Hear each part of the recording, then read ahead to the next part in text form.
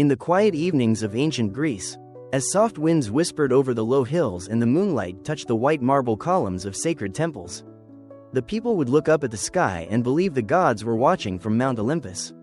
From this belief, from this reverence for the divine and the desire to prove human excellence before the eyes of the gods, something rare and beautiful was born: the Olympic Games, a tradition that would outlast empires.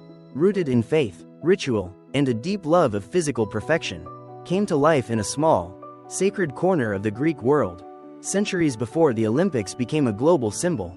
Before the world gathered every 4 years in gleaming stadiums, the Games were nothing more than a quiet, religious festival held in a sacred grove called Olympia. Not everyone could compete, not everyone was allowed to watch, and certainly not everyone understood the solemn rituals, rules, and spirit behind each contest, each drop of sweat, each gasp for breath on the dusty ground. To the ancient Greeks, the Olympic Games were more than sports. They were acts of devotion, moments of connection with the divine, especially with Zeus, king of the gods. Olympia was not a great city like Athens or Sparta. It was not a center of trade or power. It was a sanctuary. People did not go there to negotiate politics or wealth. They went to feel the presence of the gods. They built a grand temple to Zeus there, and beside it, fields and grounds were cleared for athletes to train and compete. There were no grandstands, no loudspeakers, no flashing lights, only the sounds of drums, cheers, and the soft breeze through olive trees as the contests began. The Greeks believed the human body was a masterpiece, a symbol of divine beauty. This belief was why athletes competed completely naked. It was not due to lack of clothing, but rather a sacred statement. To appear before the gods unhidden, with nothing to shield them, was to offer themselves fully. A strong, disciplined, sweating body under the Greek sun was considered the purest tribute to Zeus. The Olympics were not merely a series of competitions. They began with ceremonies, offerings, and sacred oaths. Each athlete had to swear they had trained for 10 months and that they would follow the rules. They were expected to be pure in body and soul. Any deception, dishonesty, or disrespect was punished harshly. Cheating was not just unfair, it was sacrilege. The first recorded Olympic Games were held in 776 BC. That year became a landmark in Greek chronology. Time was measured in 4-year intervals called Olympiads. Each Games marked a sacred cycle, not only of sport but also of peace. Wars were paused, and rival city-states set down their arms. Enemies agreed to a truce. During the Games, there was only competition, only honor, only worship. There were no medals, no gold, silver, or bronze. Winners received a crown of olive branches, cut from a sacred tree near Zeus's temple. Yet the glory was immense.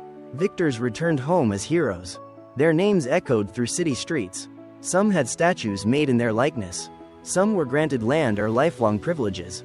But far greater than any reward was the knowledge that the gods had seen them, had honored their effort, had accepted their tribute. These ancient games, in their simplicity, held a deep strength. They celebrated human courage, skill, and the desire to rise above, not for money, not for fame, but for something greater, for meaning, for transcendence. Today, the Olympic torch is carried across continents.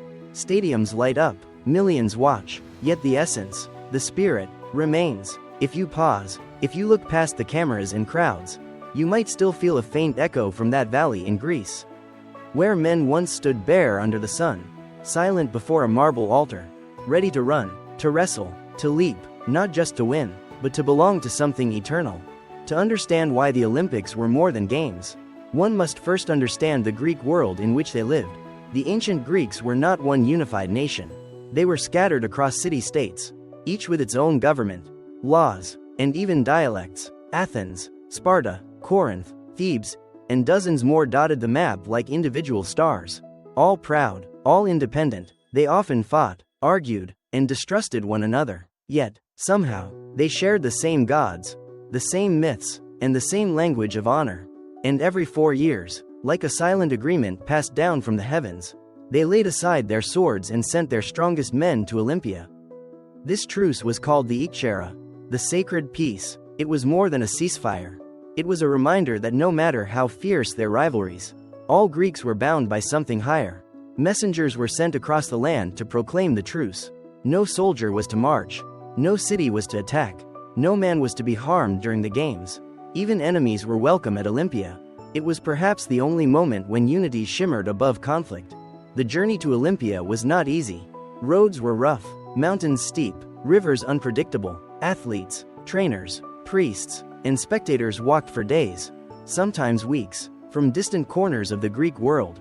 They camped in open fields, slept under olive trees, and bathed in the cool waters of the Alpheus River near the sacred grounds. When they arrived, they were greeted by stone statues, temples, and the unmistakable aura of sanctity. Every step on that dusty path was a step closer to the divine. Before any contest could begin, elaborate rituals were performed. Priests led processions, animals were sacrificed, altars were washed with wine and blood, incense floated in the air, trumpets called attention, the sacred flame was lit. Athletes lined up, oiled their bodies, and stood in silence as the crowd gathered. There was tension, but not of fear, it was reverence. The events themselves were few, but intense. The stadion, a short sprint of about 200 meters, was the oldest and often the most celebrated. There were longer races too, including the Dialis, a double stadion, and the Dolichos, a long-distance run that tested endurance and will. Wrestlers gripped each other in silence, their feet shifting in the dust. Boxers fought with leather-wrapped fists. No rounds, no breaks, until one surrendered or fell. There was the pentathlon, a grueling test of 5 events that only the most balanced and skilled could master. And then there was the pankration, a brutal blend of wrestling and boxing with almost no rules. It was fierce, raw, and dangerously real. Biting and eye gouging were forbidden, but many still suffered serious injuries. Some even died, yet the crowd watched with awe, not horror. To endure pain, to fight without retreat, to lose with dignity or win with restraint. This was what they called arete, the Greek word for excellence, not just in strength but in character. Athletes were trained from a young age. In gymnasia, young men exercised daily, not just for sport, but as part of their education. Music, philosophy, and physical discipline went hand in hand. To be an athlete was not merely to be strong, it was to be honorable, temperate, and wise. Trainers were strict, diets were controlled, bodies were studied like sculptures. Failure was not shameful if one had given everything, but laziness, arrogance, or disrespect could stain a reputation forever. Judges, known as the Hellanodikai, were chosen from Elis, the nearby region responsible for organizing the games. They wore purple robes and carried whips, not to punish, but to enforce fairness. Their authority was absolute. They trained for months to understand every rule, every ritual. They ensured that no one gained advantage through deceit, and they rewarded not just victory, but virtue. There were no women allowed to compete. The Olympics were exclusively male, reflecting the values and roles of Greek society. Married women were forbidden even from attending. Legend tells of one woman, Kalliopatera, who disguised herself as a trainer to watch her son compete. When he won, she leapt in joy, revealing her identity. She was spared punishment out of respect for her noble family and her son's victory. But from then on, trainers were required to enter the grounds naked, to ensure no women hid among them. Yet women were not entirely excluded from athletic life. They had their own separate games. The Heraia, held in honor of Hera, wife of Zeus. These were foot races for unmarried women, held at the same sacred site, though with less fanfare. Even so, it showed that the spirit of competition, of ritual and pride, reached both genders in their own ways. The atmosphere at Olympia during the games was unlike any other. Poets recited verses, sculptors studied the bodies of champions to carve their likeness. Merchants sold food, wine, and small statues of gods and athletes. Politicians gave speeches, philosophers debated under trees, musicians played lyres and flutes. It was a festival of body and mind, of faith and celebration, of ancient pride woven into every heartbeat. And through it all, the statue of Zeus towered silently in his temple, one of the 7 wonders of the ancient world, made of gold and ivory. It stood over 40 feet tall, his eyes made of gleaming stone, his presence said to bring peace to the soul. Many traveled not for the games, but just to stand before him, to whisper a prayer, to feel for a brief moment that the divine was near. In those few days every 4 years, time itself seemed to slow. Old grudges faded, the world grew quiet, and on the soft soil of Olympia, under the gaze of gods and men, the finest of the Greek world gathered to chase glory, to honor tradition, and to leave behind echoes that still whisper through history. As the centuries passed, the Olympic Games grew in both scale and meaning. What began as a modest religious gathering in honor of Zeus became the heartbeat of Hellenic culture. Cities across the Greek world, from the islands of the Aegean to the shores of Asia Minor, sent their finest athletes, their poets, their sculptors, their thinkers, and their offerings. Olympia became not just a site of worship or sport but a mirror of Greek civilization. Capturing both its beauty and its contradictions, each Olympiad carried new stories. Legends were born on those dusty fields. There was Milo of Croton, a wrestler so powerful that it was said he once carried a full-grown bull on his shoulders. He won 6 Olympic victories and countless others in local games. His strength became myth. Children were told his story at bedtime, not only to inspire awe, but to teach about dedication, discipline, and the fleeting nature of fame.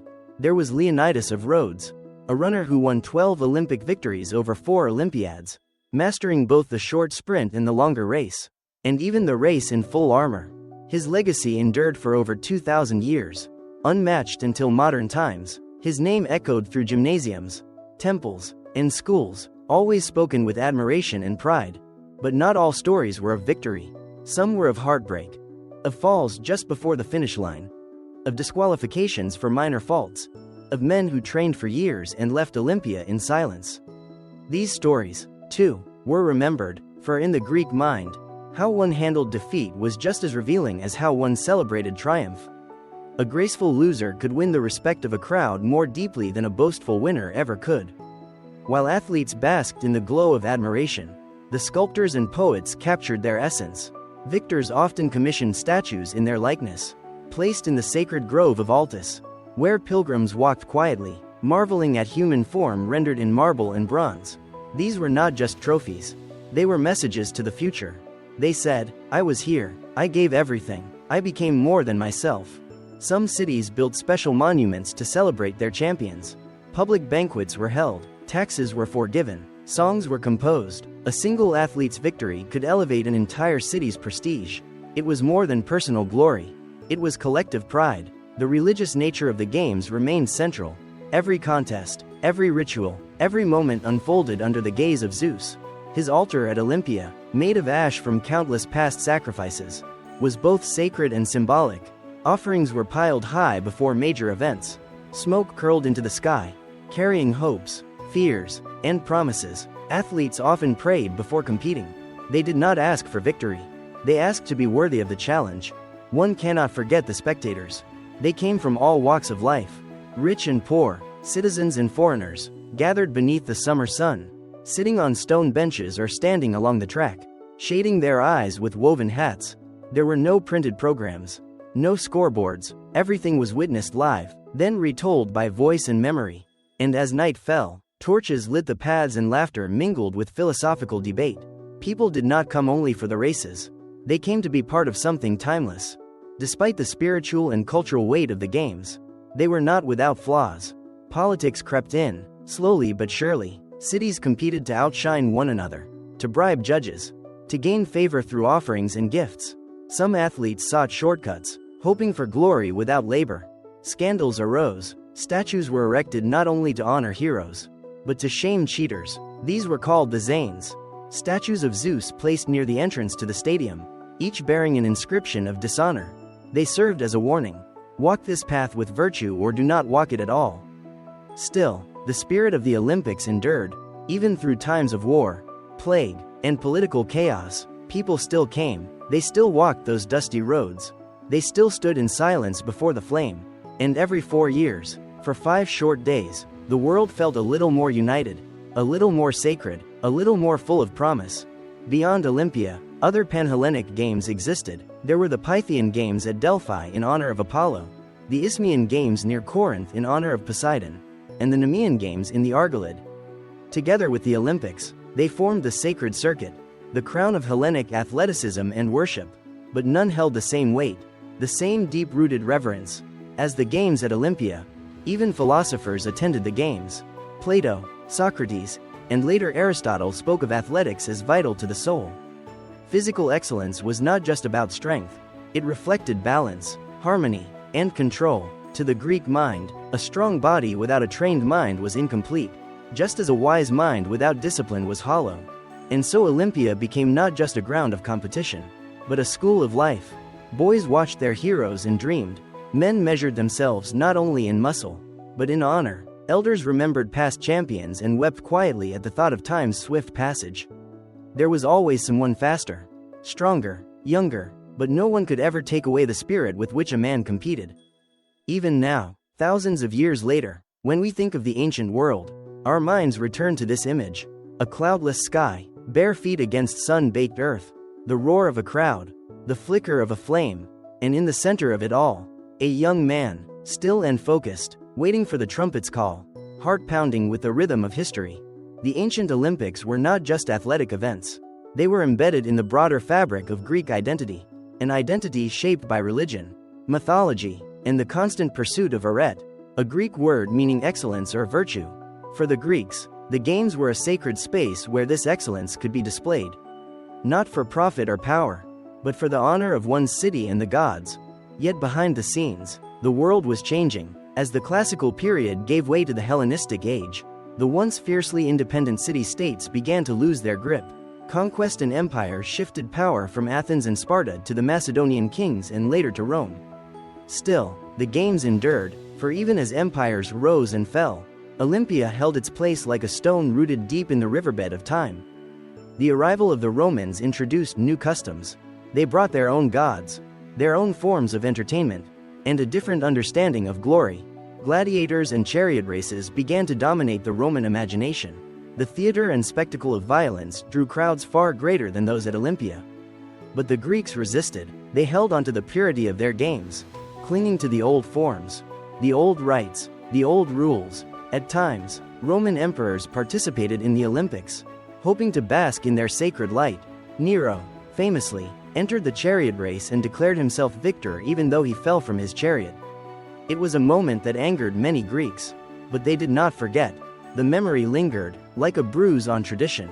Yet they allowed it, for the empire was strong, and their homeland was now only a province among many. Even under Roman rule, the flame at Olympia kept burning. The athletes still gathered, the priests still chanted, the spectators still filled the air with cheers and murmurs. But subtle changes crept in. Foreign influence altered the rhythms. Some contests were added, others were dropped. The balance between reverence and performance began to tilt. Still, the games survived. That alone, for many Greeks, was enough. But the greatest threat to the ancient Olympics did not come from politics or empire. It came from belief. As the Roman world embraced Christianity, the old gods began to fade. Zeus, once the thunderer of Olympus, now seemed like a shadow, an echo of stories from a vanishing world. Temples once filled with incense and sacrifice grew silent. Statues were toppled, altars were abandoned. To the early Christians, the Olympics were pagan rites, filled with idolatry and excess. Naked athletes, public feasts, the worship of stone and flame, these were not signs of virtue, but temptations of a fallen world. Slowly, pressure mounted, edicts were issued, religious festivals were discouraged. Finally, in the year 393 AD, Emperor Theodosius I declared the games illegal, part of a broader effort to stamp out the old religions and unify the empire under Christianity. And just like that, the flame at Olympia was extinguished. The crowds disappeared, the athletes went home, the priests faded into memory. The once bustling sanctuary fell silent. Over time, nature reclaimed the site. Earthquakes, floods, and centuries of neglect buried the stadium, the temples, and the altars beneath layers of mud and time. But memory has a strange way of surviving. Though the games ceased, they were never truly forgotten. Ancient texts, poems, and fragments preserved stories of Milo, Leonidas, and countless others. Travelers spoke of a place in the western Peloponnese where greatness once gathered. And deep in the collective memory of Europe, the image of the Olympics lingered like a dream just beyond reach. Centuries passed, the medieval world gave little thought to Olympia. The Crusades, the rise of kingdoms, the plagues, the cathedrals, all these new realities left little room for dusty ruins in Greece. But with the Renaissance came a revival of interest in the classical world. Scholars began to search for lost texts, to decode inscriptions, to imagine what the ancient world once looked like. By the 18th and 19th centuries, explorers and archaeologists made their way to Olympia. They found broken columns, scattered pedestals, and fragments of temples buried beneath olive trees. Slowly, patiently, They unearthed the past. Bit by bit, the old stadium emerged, the altar of Zeus was found. The gymnasium took shape. Marble steps once sat upon by ancient spectators were revealed to sunlight for the first time in over 1,000 years. These discoveries ignited the imagination. People across Europe began to dream of reviving the Olympic spirit, of honoring the legacy of the ancients. Not just through study but through action. And so the seeds of a modern rebirth were planted. A Frenchman named Pierre de Coubertin, inspired by the ruins of Olympia and the ideals of Greek education, took up the cause. He envisioned an international event, where athletes from every nation would gather not for conquest, but for peaceful competition. He spoke of the Olympic truce, of unity, of respect, of the idea that even in a fractured world, we might find moments of shared humanity through sport. His words resonated. In 1896, the modern Olympic Games were held in Athens. The stadium was full once more. The flame was lit, and though much had changed, something ancient stirred once again. Today, when we watch the Olympics, we see more than just athletic feats. We see echoes of the past. The torch relay that begins in Olympia, the olive wreaths, the ceremonial oaths, the ideals of fair play and international friendship. These are not inventions of modern times. They are gifts from a distant world, whispered across centuries, carried forward by memory, belief, and a quiet longing to be part of something eternal. Even as the games now span the globe, with millions watching and cheering, there is still a sacredness to them. For a few days, nations pause, flags wave, eyes turn not to war or division, but to runners, jumpers, wrestlers, and swimmers. In that moment, the spirit of Olympia lives again, not in ruins, not in silence, but in motion, in breath, in the heartbeat of humanity itself. When we think of the Olympic Games today, with their dazzling opening ceremonies and grand stadiums, it's easy to forget the quiet simplicity of their origins. The ancient athletes stood beneath open skies, surrounded not by cameras or advertisements, but by olive trees and marble columns. Their audience was not the world, but a crowd of neighbors, priests, and fellow Greeks who understood that this was more than sport. It was a sacred tradition, a moment of unity, a mirror reflecting what was best in them. And yet, even in modern times, something of that spirit survives. Every 4 years, a flame is lit in Olympia and carried across borders and oceans, passed from hand to hand as if to say the past still speaks. If only we will listen. The runners who carry the torch do not race for victory. They carry it for meaning, for connection, for the idea that no matter how far we have come, we remain tethered to a history older than memory. The Olympic oath, spoken by athletes before the games begin, is another whisper from the past. It echoes the promises once made before Zeus, in that ancient sanctuary where athletes pledged to train in fairness and compete with honor. Today, the words are modern, the language is many, but the intent is the same: to play, not for power or money, but for the beauty of striving itself. And what of the ancient site of Olympia now? The ruins remain, still and silent. Tourists walk among the fallen columns, snapping photographs and wondering what once stood in these quiet groves.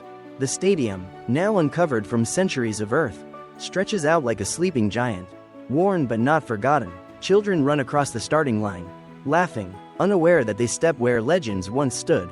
In that place, the air feels different, time slows. You can almost hear the distant echo of sandals on stone, the call of a herald announcing the next race, the hush of a crowd as two wrestlers circle each other in the dust.